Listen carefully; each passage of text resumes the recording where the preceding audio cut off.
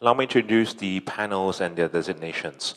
We have Mr. Richard Hayes, CEO, the Perth Mint, Ms. Shakila Mirza, General Counsel of LBMA, Mr. Jason Tosin, MD, Asia, Responsible Gold Singapore Private Limited, Mr. Jonathan Jodri, Head of Laboratories and New Business Development, Metala, and Mr. Jeff McCulloch, MD, Clean Mining, as well as Mr. Michael Wilkes, President and CEO, Oceana Gold Corporation. Ladies and gentlemen, again, do take a look at slido.com and to post your questions.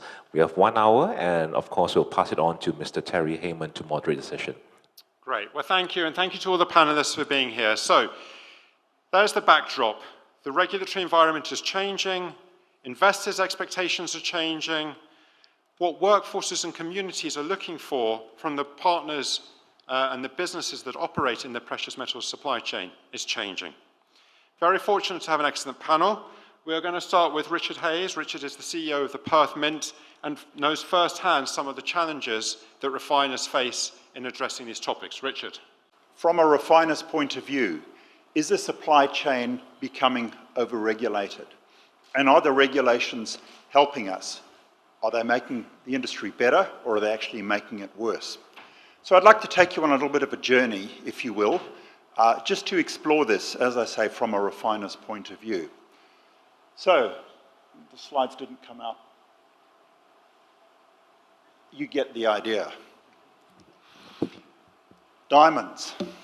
We all know about diamonds. Those of us that have wives or female partners certainly know more about diamonds, perhaps than others. Diamonds, it has been said for decades, if not hundreds of years, indeed, are a girl's best friend. Why am I talking about diamonds, you might ask? Well, it's very, very simple. Diamonds are a wonderful, wonderful commodity used in jewelry throughout the ages. And as people have become more affluent, the diamond trade itself has become far greater than it was previously, with diamonds being accessible to more and more people around the planet. So if diamonds are a girl's best friend, they're also the warlord's best friend. And unfortunately, this is true. Diamond mining has been a wonderful way to launder money. It's been a wonderful way to finance conflict. And a lot of the diamond mines are, unfortunately, in places on the planet where these sorts of things can happen. Initial concerns were raised about where the diamonds came from in the 1980s. People wanted to know, what about this diamond? Where did it come from? Does it come from a conflict mine? Were slaves, was child labor used in the mining of this? And from the 1980s, the Kimberley process itself, which is an overarching series of rules, regulations, developed and were introduced finally in 2003. The interesting thing about the Kimberley process was that it involved governments and industry together, and also civil society participants. So it really covered the spectre of people who should and were interested in this. And currently there are actually 81 countries that are signed up to the Kimberley process. Now, there's no doubt that whilst the Kimberley process is there and it does help, there are problems with it. I'm not saying that it is flawless, it is perfect, but it does give a framework, and it certainly has made it a lot more difficult for participants in the diamond industry to perhaps do bad things. Well, if the Kimberley process diamonds are again a girl's best friend, now that we have the process, what about the rest of the settings? What about the gold? And probably since the early 2000s, I've started hearing in the industry, where does this gold come from? Where do you get, as a refiner, where do you get your doré from? Where do you get your scrap from? How do we know, as a jewelry chain, that this is not gold that's been mined in a conflict area? How do we know where this gold has come from? Is it and has it been ethically sourced? Well, if diamonds can be regulated, and that's the reason I brought diamonds up, if diamonds can be regulated, why not gold? indeed, why not gold? Today's investors and consumers, as Terry's already shared with us, are looking for ethically and responsibly sourced and produced products. As Terry goes to the supermarket in London, I go to the supermarket in Perth in Australia. And increasingly, like Terry, I'm seeing products where there is more and more information as to the origin of the product. Does it come from Australia? Is it made in Australia? Does it come from overseas? And is it packaged in Australia? If it comes from overseas, where does it come from? These are all valid questions. And consumer activism that started off in the diamond industries in the 1980s also began with the fur industries. You all remember the fur coats of the 1970s, and then into the 80s and into the 90s, where that fell completely out of fashion. And in terms of it falling out of fashion, fewer and fewer people were buying those coats, and the industry, to a large extent, actually died. That's not going to happen with gold. It's certainly not going to happen with diamonds. And that's why the regulations that have been promulgated and are on the statute books now are increasingly important. Gold, like diamonds, is unfortunately a great way to launder dirty funds and to finance conflicts, to finance terrorism, to finance wars. And mining, as Terry alluded to as well, does have quite a poor image in many parts of the world, where countries and governments perhaps aren't as transparent as they are in many of the countries that you and I are fortunate to come from. This whole aspect of supply chain traceability, of supply chain validity, of supply chain ethicalness is now mainstream. It's not a fringe green issue anymore. It's truly mainstream in today's markets. The gold supply chain, a little bit unlike the diamond supply chain, is highly fragmented with many, many regulations that exist today. Unfortunately, there's no one overarching set of regulations to cover the gold industry. Gold mining itself is highly regulated in most countries, but those rules and regulations are very different depending on the government that's in power in that particular country. Irrespective of that, most of them focus heavily on environmental and safety management issues. It also focuses on approvals. Some of them focus on societal impacts, taxation, and increasingly labour practices. And that's where the regulations in many countries are now going, but that just governs the gold mines themselves. In terms of the sourcing of gold, which is where many of us come into it, there are a number of overarching regulations now that cover or will be covering that. Dodd-Frank, which many of us are very familiar with, in force from 2014, but its origins go back to 2010 and prior to that. The EU conflict minerals regulations, applicable from 2021, so not in yet. The OECD due diligence guidelines, responsible supply chains, came in 2010, and the OECD gold supplement that then followed that came in 2012. So quite a lot of regulation there itself. The gold market infrastructure, the trading, especially in the OECD, regulated by bodies like the FCA or equivalent, and that regulates the conduct of participants, how the market works, how prices are set, how interest rates are set, how contracts are settled. And then there's a number of voluntary codes that are around the planet today. Primarily, and probably the most known one, is the LBMA Good Delivery List. I think there are, I was talking to Terry this morning, and Terry thought it was 68, I thought it was 72 or 73 good delivery refiners that are accredited with the LBMA at the moment. The LBMA themselves introduced the LBMA Global Precious Metals Code in 2017. It is voluntary to a large degree.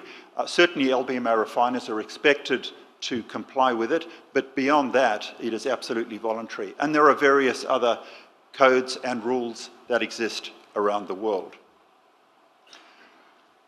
Dodd-Frank, the OECD guidelines, and other pieces of legislation and guideline have now been operationalised by the World Gold Council, the LBMA, and the Responsible Jewellery Council.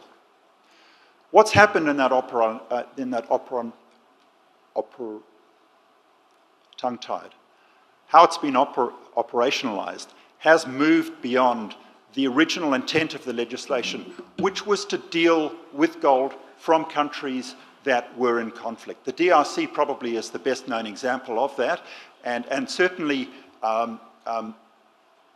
certainly Dodd-Frank was enacted initially around concerns around the DRC, the civil war that was happening there, the warlords and so on and so forth.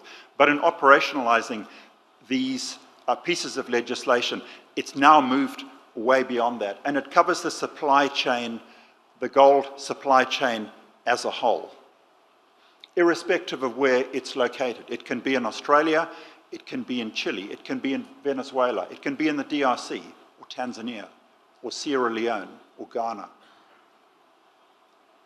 So, we're now, with that operationalization, I keep tripping over that word, I do apologize, at version 8. So version 8 is the current version, which came out towards the end of last year, and that gives us a 5-step framework. It gives the refiners a 5-step framework. Very, very quickly, establishing strong company management systems to track the supply chain, identifying the risks in the supply chain, designing and implementing management strategies to respond effectively to those risks, arranging for third-party audits of the supply chain due diligence, and finally, each refiner publicly reporting on the due diligence. The guidance can be interpreted as a minimum threshold, though, and we are all encouraged to go beyond what is actually written in the regulations and the guidelines. Who's responsible for this? The refiner, as Terry said, is at the choke point of all of this. The refiner is the point through which all gold ultimately passes, because all gold that is mined has to be refined. And the refiner bears the ultimate and primary responsibility for coordinating and monitoring the implementation at this stage of version 8. The refiner, unfortunately, also bears the cost of this without compensation from any part of the supply chain or any other supply chain participant. And this is a significant impost on the refining industry globally today. So do the regulations actually achieve their intended aim? Well, the answer is a little bit like the curate's egg, good in parts. Yes, the aim is to ensure supply chain integrity with respect to environmental practices, societal obligations, safety, labour practices, and legal frameworks, along with contemporary governance practices that has largely been achieved in terms of the regulations, and they specifically address that.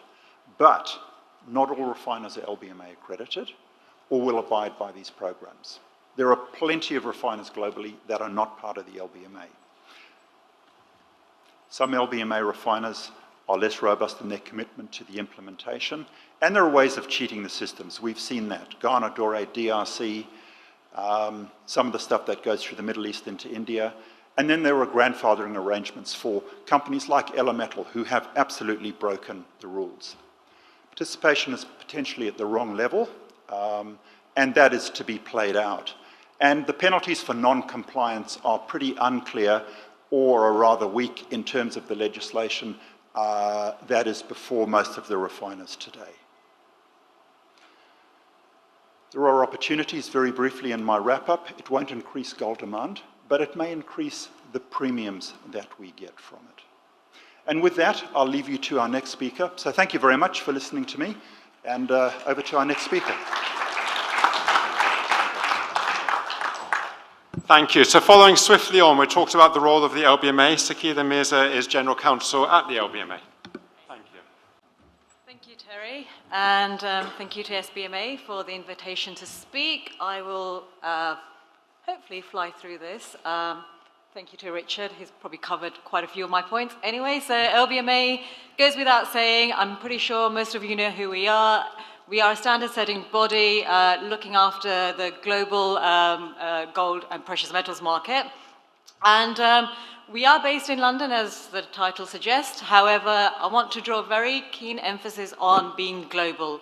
We do look at the global good delivery list. We look at a global membership. We look at global issues. We very much focus on issues like that help to protect integrity, that help to bring transparency, and also very much at the forefront, speaking to governments, regulators, making sure where we can help that they get the regulation correct and applicable for precious metals market. It isn't always easy, but we try. And I think part of the whole journey is to educate various market participants, but also to educate the regulators as to how this market operates and what is actually currently in place in terms of systems and controls.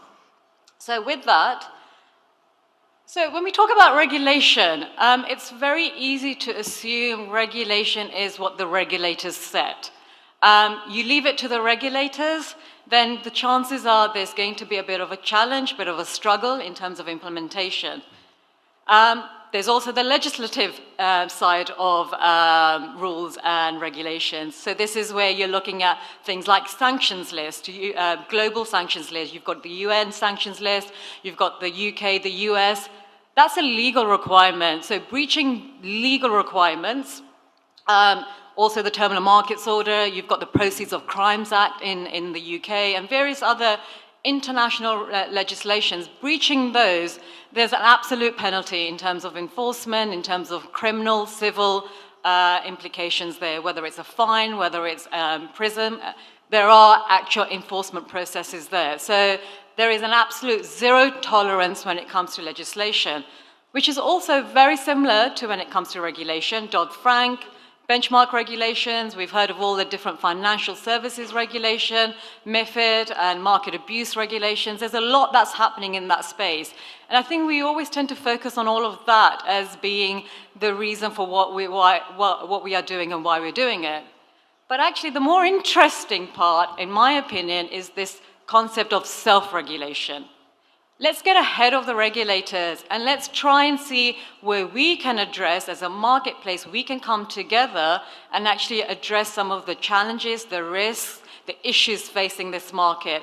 Why do we have to wait for a regulation to come out and tell us what to do when actually we can come together as a marketplace and put those rules in place, put the enforcement in place, put the monitoring, the implementation, and all the governance that you need so that when you speak to the regulators, you can tell the regulators, actually, as far as precious metals markets are concerned, these are the controls we have in place, but where we would like help is in these areas. So you actually have an engaging process with the regulators. So on the self-regulation, the good delivery rules, the responsible sourcing program, the global precious metals code, and the other point I like to make, which is probably not relevant to this discussion, is the trade reporting that the LBMA launched last year, where you get more transparency in trying to understand what level of trading activity is actually happening in the global precious metals market. So there's a lot. And actually, if you think about the supply chain and who the different participants are, every section of that supply chain is facing some aspect of regulation, whether it being a hard regulation or self-regulation. Global Precious Metals Code, it was a document that we launched in 2017. Yes, it's drafted by the LBMA, but we don't own it. It is a document that is supposed to be implemented throughout the world, and each jurisdiction is supposed to take it and make it its own.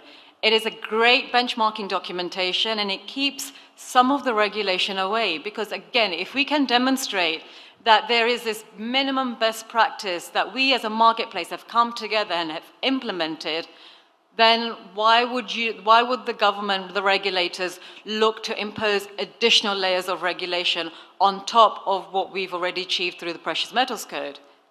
But that only works if we come together and we actually comply with it. Yes, it's voluntary to the wider market, but as far as LBMA membership is concerned, it's mandatory.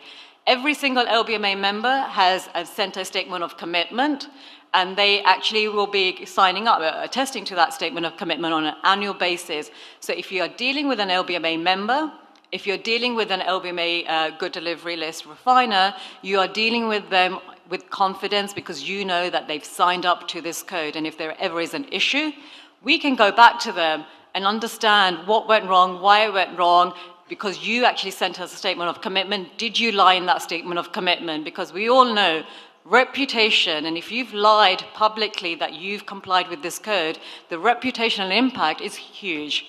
Reputation these days is a huge business asset, so it's one that everybody wants to protect. But I'm going to park benchmarks, actually. Let me just move on to the next slide. I've already spoken about transparency in terms of how this helps with market motivation, in terms of understanding what exactly is happening in terms of the global precious metals market. That was a self-regulation. It wasn't mandated by any regulator. That came about because the LBMA, together with its membership, decided that it's going to look at transparency and how this is going to help keep regulation away. Because the last thing that any of the market participants wanted, mainly the financial community, i.e. the banks, was to have a regulation getting them to report on certain trades, certain transactions. So rather than the regulators asking them for it, we decided to embark on our own journey and do it for the regulators. Now, the last example, and perhaps the most relevant and most important, is how LBMA has demonstrated leadership when it comes to responsible sourcing on the refining sector. We have implemented and complied with the Dodd-Frank requirements. We have implemented the OECD 5-step requirements that were published, as Richard said, several years ago. And we've shown how we can actually lead the implementation, not just for precious metals, but we've been an example for several other asset classes. If you think about what's happening in some of the other, be it base metals, be it other commodities, that they're actually a little bit behind in terms of their implementation of the OECD. Because originally, it was all about the 3 Ts and the gold market. But actually, since then, we've extended the scope to include silver, to include platinum, to include palladium. Platinum, palladium being led by the LPPM. But again, it's showing leadership that actually we are taking control of our markets. We're putting in those rules and regulations. The market's coming together. They're demonstrating compliance. And where they have not complied, there's been consequences. And actually, how has this helped? EU conflict minerals regulation that comes in force in 2021, the requirement there is for anybody importing gold into the European market must undergo a third-party audit, must undergo various compliance checks. But actually, if we can get the LBMA program to be recognized under the EU conflict minerals regulation, then there is a very little that the refiners have to do, so long as we can get recognized under the EU conflict minerals regulation. Again, given the journey we've been on over the last 6 years, the fact that we've been able to launch and have a very successful responsible sourcing program, that confidence and that success has made it possible for us to apply to the European Union. We underwent a pilot audit assessment by the OECD. We got 100% compliance in terms of complying with the OECD requirements. So from that perspective, applying and getting the authorization from the EU regulators hopefully should not be a challenge. Again, this came about whereby we decided we're going to implement it. The EU regulation has been a reaction to the Dodd-Frank, but actually because we are ahead of the curve, complying with the EU regulation won't be a challenge. And I can see Terry moving, so with that, I think I will conclude on that point, but my slides will be available for your reference. But if you have any questions, I'm around for the rest of the day. Thank you.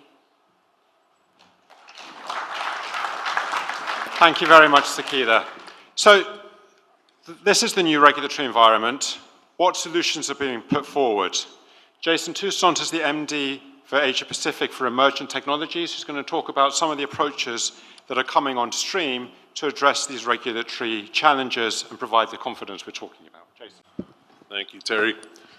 Wow, what a difficult market. Why would anybody in their right mind be in the gold market, given all these regulations and difficulty to make profits, etc., complying with ESG, money laundering, anti-conflict, terrorist financing? What we've done, as Terry alluded to, is we've developed a set of tools that we can bring to all market participants along the supply chain to help them not only comply with current regulations, but meet investor demands. And I think Shakila alluded to the fact that we as an industry have the opportunity to get in front of regulations, not just reacting to them and meeting a minimum threshold, but then creating a new market dynamic for the gold industry for the next generation.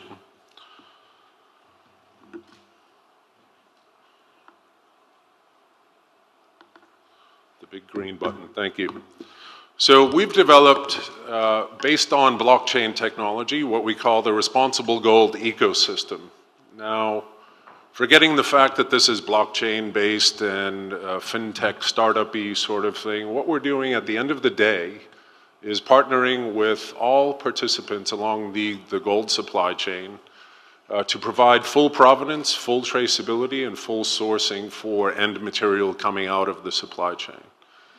So very briefly, starting with the mine site, working through logistics partners, refineries, fabricators, vaults, and then ultimately end gold bars, and then into the consumer markets. So that would be the end market supply.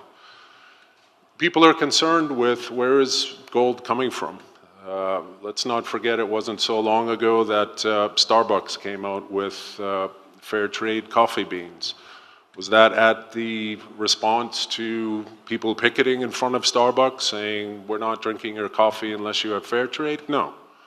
That was a differentiator. They got in front of regulations. They said consumer behaviors for the next generation, people are concerned with where is this sustainably sourced material coming from?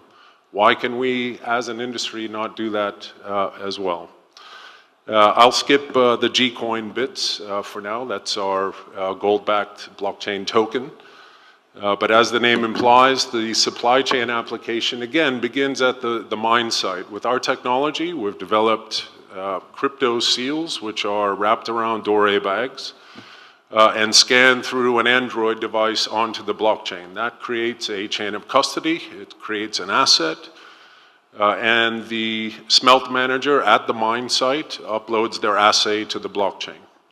Then logistics company in step 2 comes and picks that up. They then wave their Android device and they take custody of that asset. Again, those records are irrefutable, immediately printed to the blockchain ledger.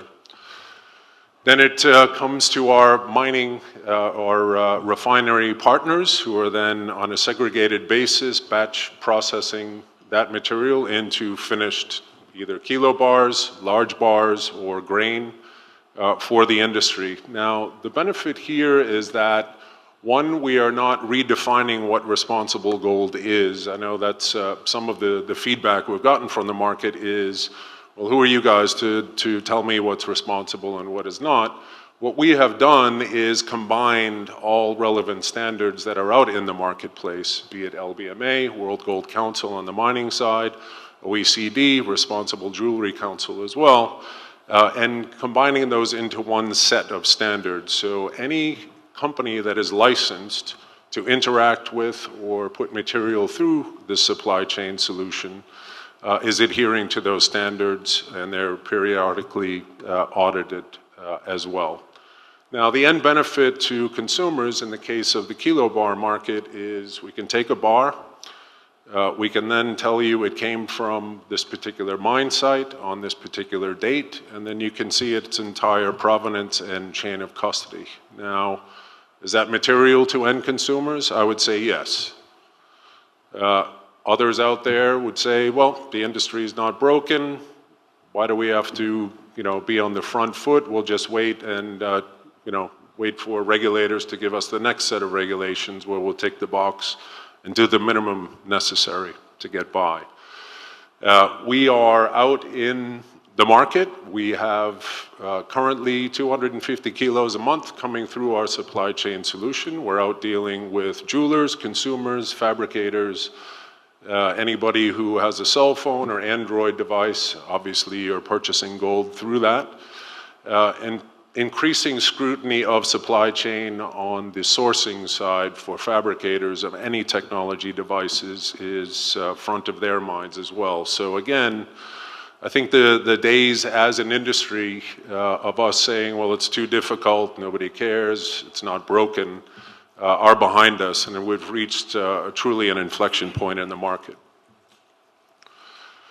We are also adding imaging technology, so we've partnered with a company that has AI-based technology to address counterfeiting in the kilobar market. So once these bars come through, they can be imaged, and I might say that this is not just a solution for responsibly gold-sourced bars, but regular bar fabrication as well. We're creating an identity lake whereby these bars are imaged at the refiner. When they come back in the secondary market, a purchaser can simply scan, take a photo of that, and we can authenticate the provenance of that gold bar. We are releasing that to the marketplace as well. So at the end of the day, what are the benefits to this solution? Number one, it's an industry solution. So it's not our gold. We're not saying Emergent is buying gold and putting a flag in the ground saying we're a refinery. We are partnering with you guys, basically the industry, saying we have the tools, we have the technology to cost effectively produce responsibly sourced gold with full traceability of provenance. To not only, again, address existing and potentially future regulations, but then create a new market for end consumers. So this is responsive, it is document authentication, clarity on standards, fully auditable. We then obviously want to remove conflict and criminal access points from the supply chain, so it's a closed loop as well. And then it's an automated process as well. So we're not implementing and saying you need to download all sorts of new computer technology, et cetera.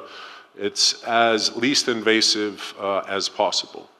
Now, what comes after this? So we're in discussions with a number of jewelers globally who have said, we're interested in creating new brands for concerned consumers, next-gen consumers. And they want to be able to say, look, when I'm committing my life to my wife, I'd like to not only provide traceability to our consumers of the stone, but also the metal it's sitting in.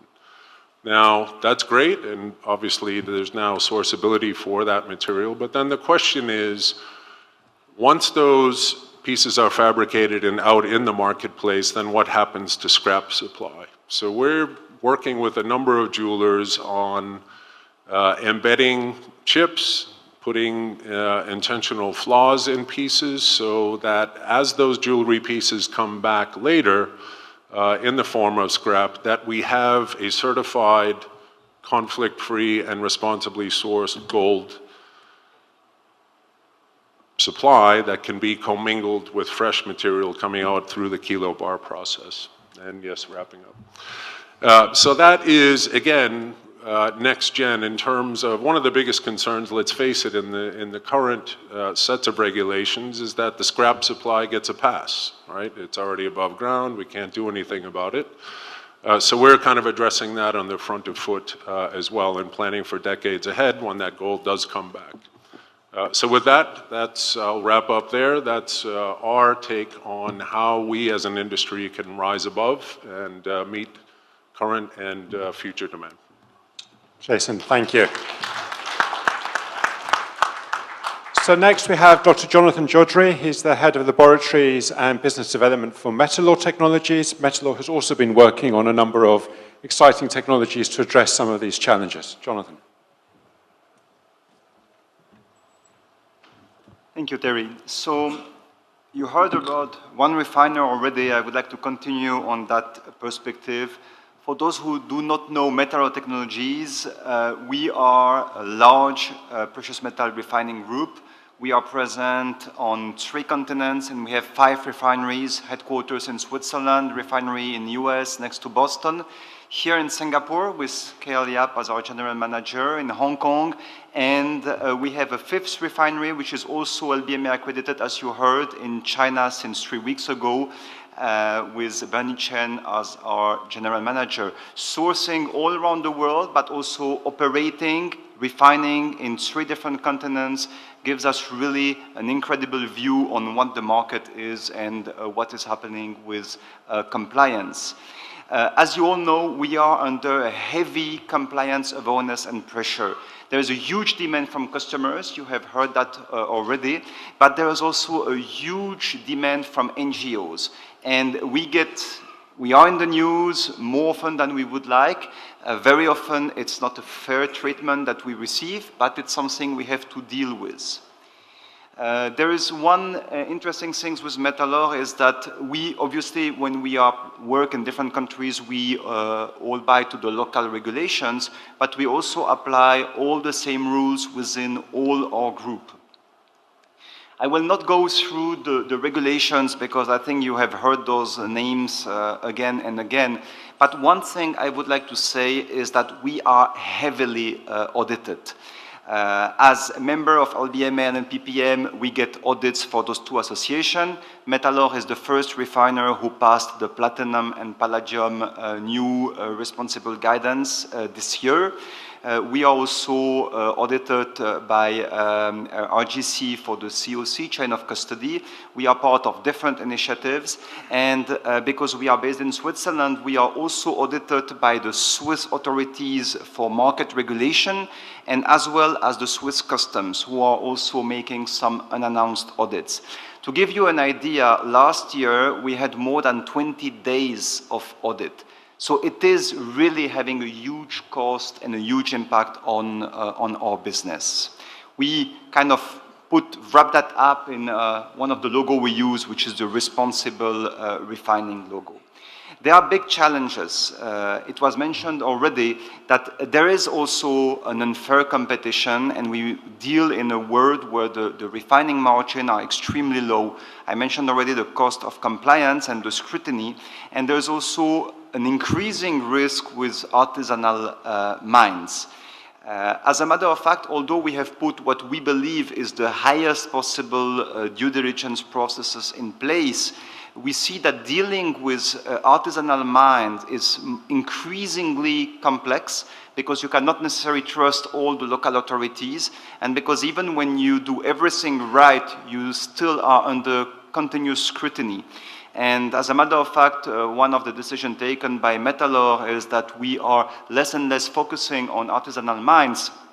We abandoned most of the artisanal mine customer we had already, and we are certainly looking to go more toward the direction of industrial mining.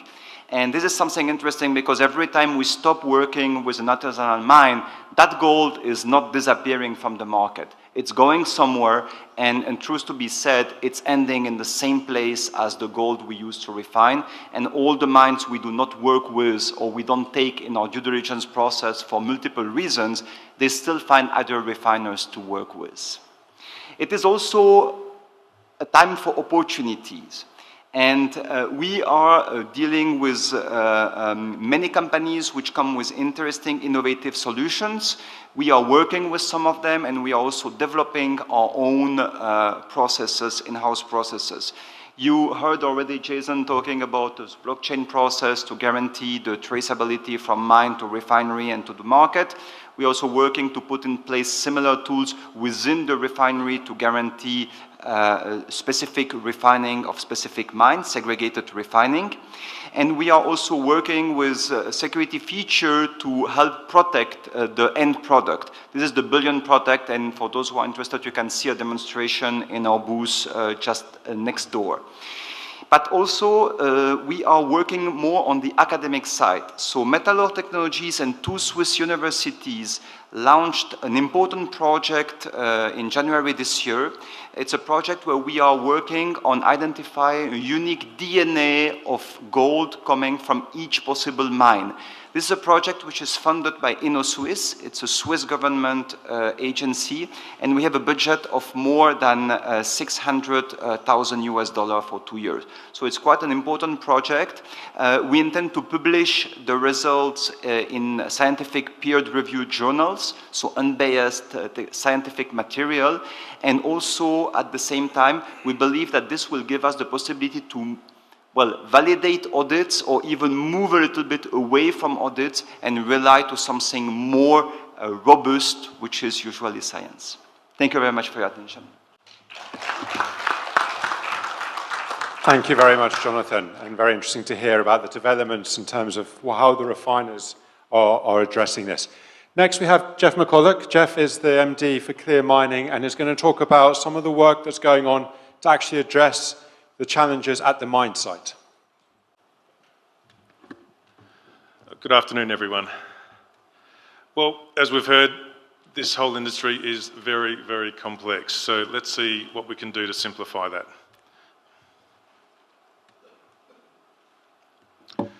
We've already heard that there is an inordinate amount of increased regulations. And what we've found in our research is that consumers are now demanding absolute transparency in the supply chain. And why? Some of these reasons we've already heard today. No one wants to purchase gold that is associated with environmental contamination, with human harm, exploitation and conflict, illegal trade, including laundering. There's also poor ethical standards out there, and there's blatant contravention of laws and regulations. So Clean Mining, we've recently launched the company. In fact, today is our initial launch. We have a new technology. And what this technology does, it is essentially clever chemistry. It is a non-toxic gold leaching reagent which can replace cyanide and mercury. Because we're non-toxic, we can also produce dry tailings. And as we know, tailings dams can be extremely hazardous, and we can eliminate the need for cyanide destruction tailings dams. With no tailings dams, we can also eliminate the potential catastrophic consequences when tailings dams are breached. We provide a simplified plant which is scalable from artisanal level right through to the largest miners. We'll also be offering a scalable plant, one that can be mobile, put in sea containers and transported to different mine sites. And this is targeted at the small to mid-scale mining sectors. Because we're non-toxic, we can reopen mining where cyanide has been banned or is unable to be used. So therefore, we're able to offer a solution to the Minamata Convention, which eliminates the use of mercury commencing next year. We also are trying to offer a solution to governments that are battling the unregulated mining and the use of toxic chemicals. Most importantly, we're offering a solution and a hope to those communities suffering the consequences of toxic mining chemicals. But we're more than just a chemical and a plant company. We also have trademarked a commodity which is called clean gold, and you'll see the leaf logo. That's the key to it. So our trademarked clean gold. This is gold that is certified mercury and cyanide free. It's gold that is produced by responsible miners, our customers, and that adhere to our certification and also our ethical standards. Gold that is produced using our cutting-edge technology, and gold that is tracked from mine to refiner to consumer. So from an ESG point of view, we have the ability to enable gold miners to completely transform their ESG standards. We're offering consumers a transparent choice in the gold that they wear. We offer the bullion market, certified, ethical, clean gold. We eliminate toxic threats from local communities, and we offer a responsible alternative to governments and regulators. So our vision is for clean mining to be the new gold ore processing standard. Clean gold is the new gold standard. We are clean mining for a richer earth.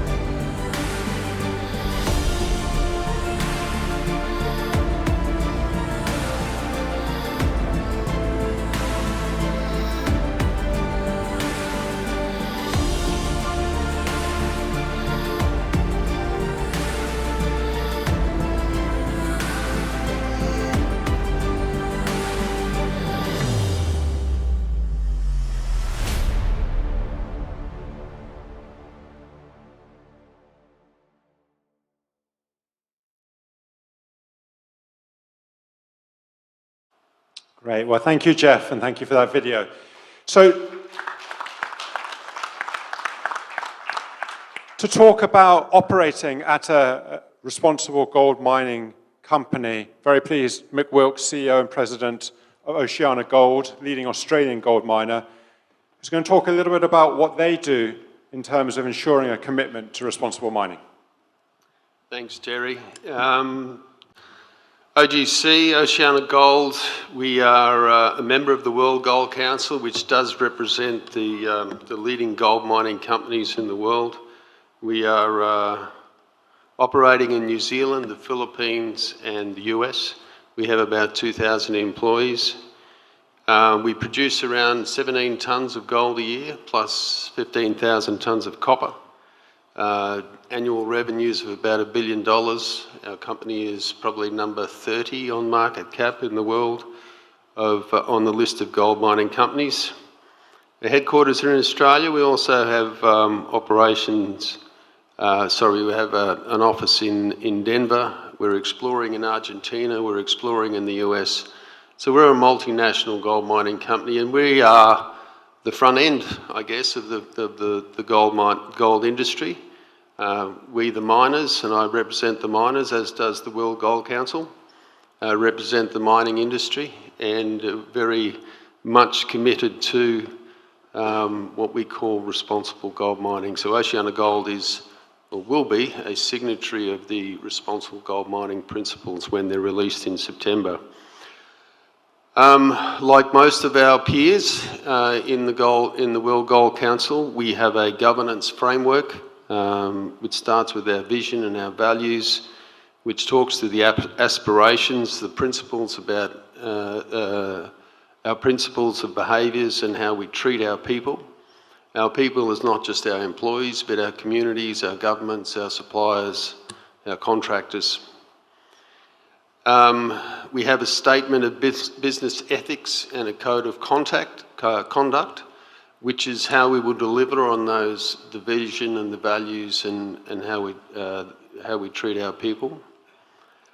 We have a code of personal conduct for our individual to describe how our people act individually. And then underneath that, we have two systems, the integrated management system and the risk management system. These are corporate expectations that align our business performance. So under the integrated management system, you've got corporate governance policies around privacy, continuous disclosure, securities trading, risk management, anti-bribery and corruption, investor relations, majority voting. These are normal securities regulations, but more and more there's the ESG component which is being built into this. On the physical side, risk management system, you've got the health and safety, environment, community, etc., human rights, cultural and heritage. These things have been ongoing in mining companies for a long time, but they have been evolving, and now ESG is becoming much more prominent in the physical aspects of the way we run mining operations because it's being driven by the investment market. 20 years ago, it was important to be able to get permits for mines. You needed to have the support of communities, and now you need the support of investors to have that social licence as well as communities, hence the importance of ESG to companies, and indeed why the World Gold Council is taking this so seriously, representing all the mining companies, that this is necessary to fund our industry, but it's also the right thing to do. Where the rubber hits the road is where these standards and procedures are rolled out at the sites to implement the policies that we put in place at the corporate level. And then each of the sites are held accountable for those for their practices through an auditing process.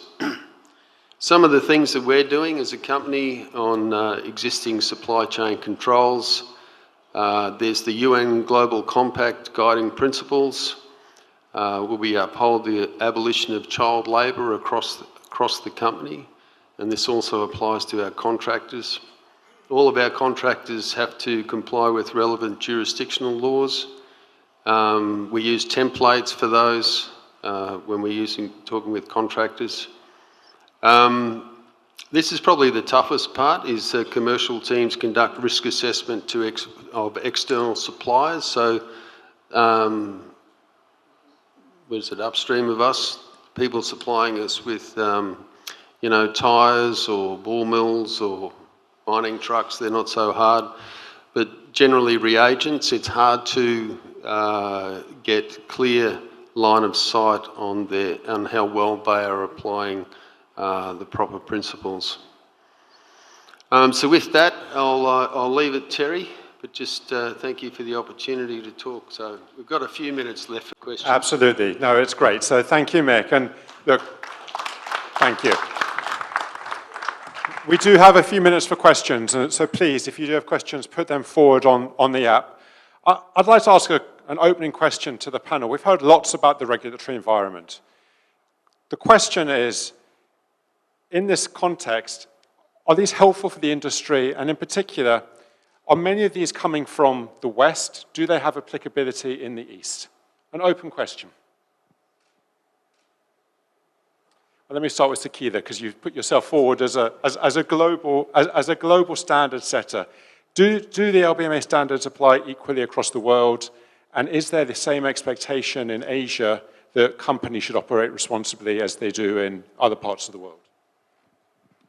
Thanks, Terry. So in terms of the LBMA rules, they apply to the LBMA members and the LBMA good delivery refiners around the world.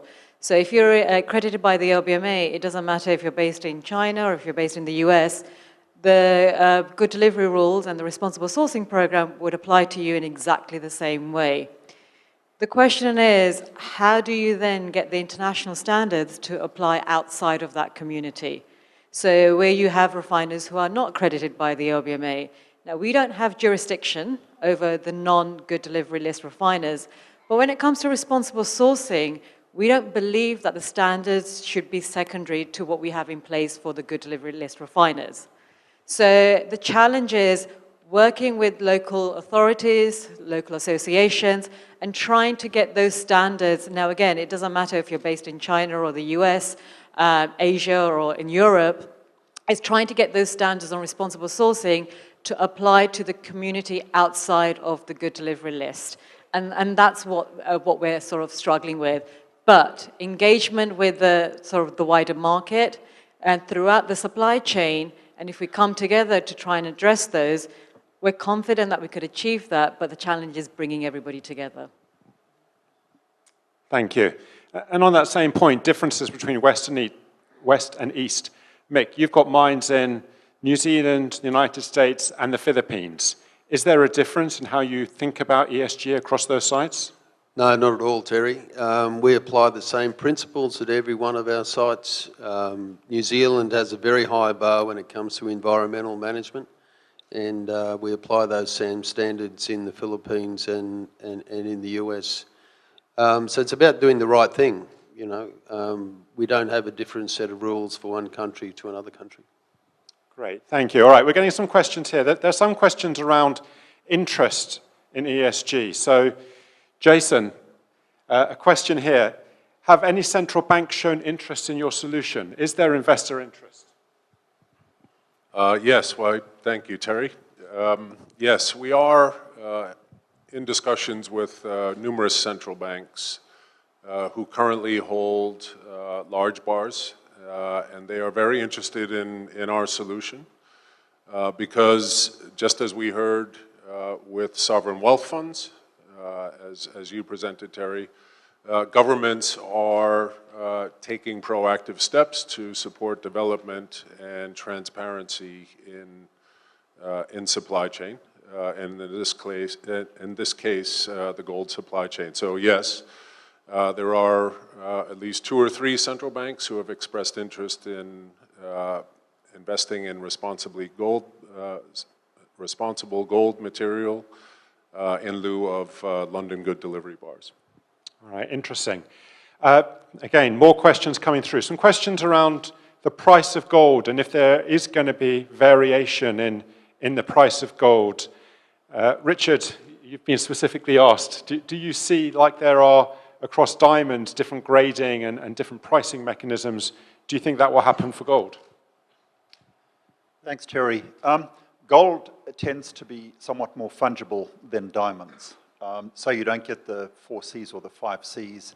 You don't get any of the differentiating factors that you'll get with one diamond compared to another. What I can say is that certainly in discussions that we've had with a number of our customers, there is a desire to acquire gold where there is supply chain provenance. Now, whether that translates into a significant premium or not remains to be seen. I think in the initial days it'll be relatively small, but I think as we move forward, there will be reasonable premiums, but in a $1,300 or $1,400 gold price, you know, you're not talking about $100 or $200 margin. You might be talking about $1 or $2.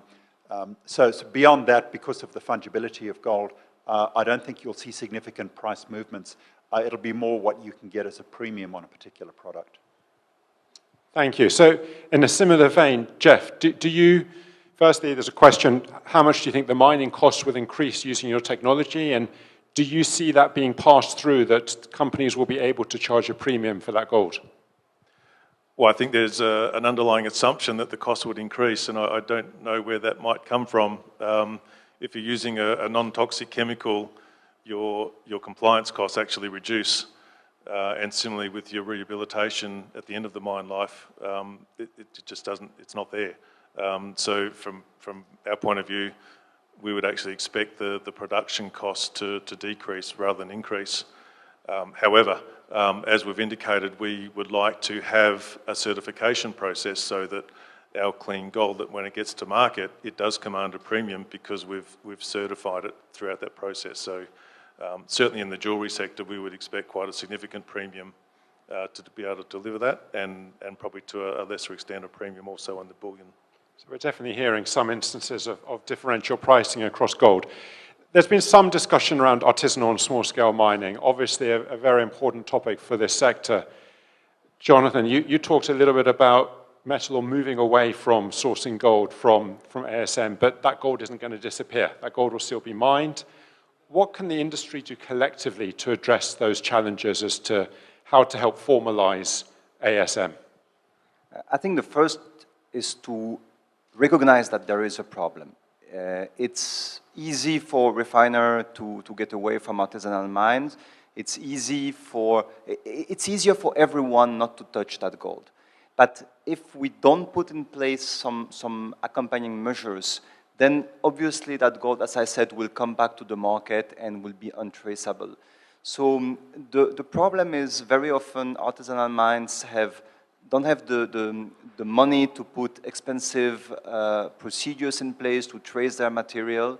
And I think this is what we are working with the research project I mentioned. What we hope is to be able to analyze specifically where the gold has been mined.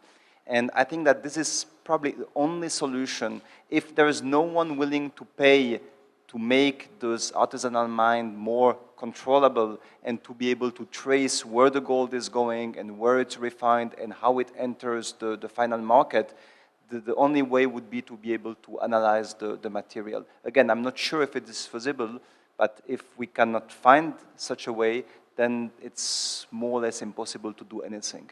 And again, just to be clear, we are not happy to get away from this market because we think that as a company, Metalor had a very positive impact on local communities. We have seen many changes in several of the countries where we worked with, but simply the liability and the reputational risk is so high that there's no way we continue doing that kind of business. All right, well, look, we're almost out of time. As a final word, I'd like each of you to just think of one thing that this industry could do to make a positive impact in terms of addressing some of these reputational and trust issues from investors and consumers. So a quick thought, a final word on what the industry should be doing. I think the industry's got to reinvent itself in terms of ethics and making sure that collectively there is a level playing field when it comes to this. And to be honest, I'll echo those. Engagement, I think, is one of the key issues here. It shouldn't just be the responsibility of a few key players, a few corporates. It's a responsibility throughout the supply chain. So by coming together and actually only requiring responsible sourcing standards, and why should that reflect the price when everybody should only want responsible sourced gold? Because it's about trying to eliminate the illegality of what's what's still in circulation, trying to remove this potentially two-tier market. So to do that, we've all got to come together and make sure that we engage and are providing a collective effort here. Thank you. I'd say selfishly engage in conversations with companies like ours, that is, companies that are developing solutions for an industry-wide body. So we're not laid to any one refiner or mining company, et cetera, and I think that's an important one. Having conversations, engaging and understanding what are the benefits to your respective companies as miners, refiners, vaulters, market development organizations, et cetera. I think the standards have to be raised. In my opinion, the standards are not high enough, and not everyone is respecting the standards. And I think this is really something that the market has to understand and has to assess. Thank you. Very simply, I think ethics are right up there. Absolute transparency in the supply chain, and let's start to mine toxic-free. We need to get ahead of society's expectations and not chase them. And as part of applaud the World Gold Council's initiative on this. Well, on that note, I'd like you all to join me in thanking our panelists. It's been a really interesting conversation, and thank you very much. Thank you very much. Can we have a group photo where the entire panel stands together so we can have a quick shot together?